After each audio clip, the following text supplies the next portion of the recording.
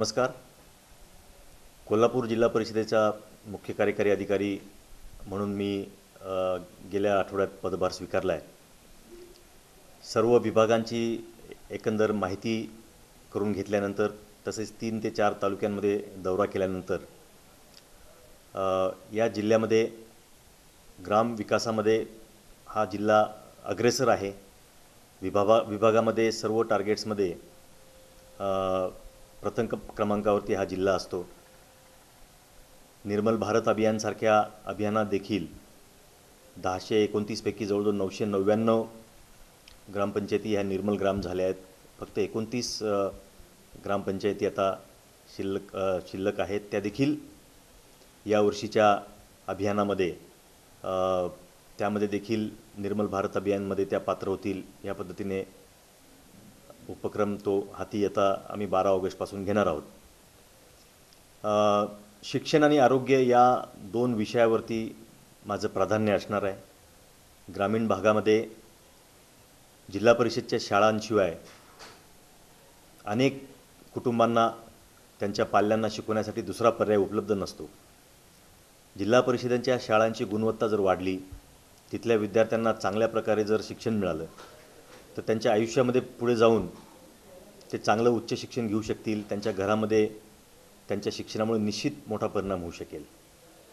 त्यामुळे ग्रामीण भागामधल्या शिक्षणाचं विशेषतः प्राथमिक शिक्षणाच्या बाबतीमध्ये पहिल्या दिवसापासूनच वेगवेगळ्या उपक्रमातून शैक्षणिक गुणवत्ता आपल्याला कशी वाढवता येईल, शैक्षणिक उठाव कसा करता येईल, जास्तीत जास्त लोकांचा सहभाग कसा आपल्याला घेता येईल, या दृष्टीने आम्ही आता प्रयत्न करायला सुरू केला आहे. त्याचबरोबर आरोग्य, विशेषतः ग्रामीण भागामध्ये ग्रामीण लोकांचा जास्तीत जास्त पैसा हा आजारपण किंवा याच्यावरती खर्च होत असतो.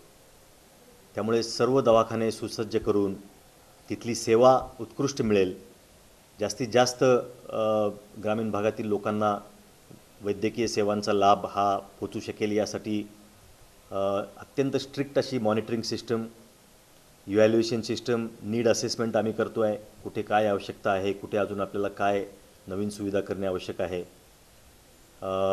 गरोदर माता जास्तीत जास्त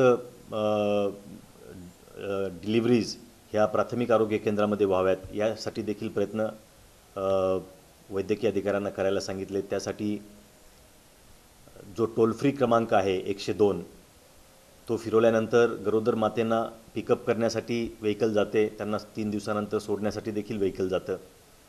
या योजनेचा जास्तीत जास्त गरोदर मातांनी लाभ घ्यावा आणि जास्तीत जास्त डिलिव्हरीज ह्या प्रायमरी हेल्थ सेंटरमध्ये होण्यासाठी वैद्यकीय अधिकाऱ्यांच्यासह त्यांच्या सगळ्या टीमचा काय सहभाग असला पाहिजे, या बाबतीत देखील आम्ही सातत्याने लक्ष देऊन आहोत.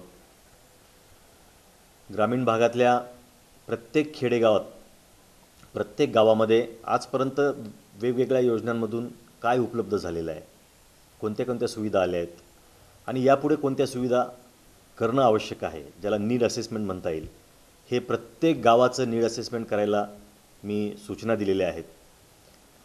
या बाबतीत देखील आम्ही विशेष करून लक्ष केंद्रित करणार आहोत. लाईव्ह कोल्हापूर या ऑनलाईन न्यूजपेपरने आज ही मुलाखत घेण्यासाठी ते आले आणि त्यांनी त्यांच्या लाईव्ह कोल्हापूर ह्या ऑनलाईन न्यूजपेपरची संकल्पना मला समजून सांगितली. अत्यंत उत्कृष्ट संकल्पना आहे.